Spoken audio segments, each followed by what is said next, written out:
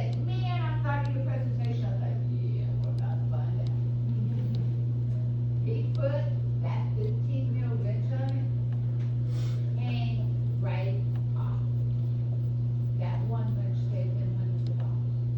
I had a student last week tell me, he was graduating, he said, that he had been working on his, car, and he had a 10 mil, ball bearing bolt that he was trying to get off, and he had a hard critical, and he was fully rounded it off. And he's like, man, I was so frustrated, he said, but I remember, oh, a friend of mine down the road, I snap on tools, and he taught my presentation. He said he drove on, went, got a 10 mil wrench from his friend, and like, yeah. Well, I won't see this in the real world if it works, right?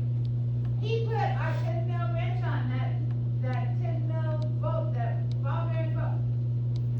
Came right on, he said, man, I became a believer. Right? I'm serious, he's like, I became a believer. Also, I'm gonna go ahead and tell you this story, pretty fast, because this just happened.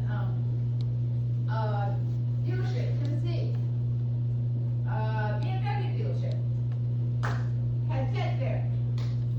All icon tools. His father, by the way, the dealership next door, is service manager, Porsche, same owner, both dealerships.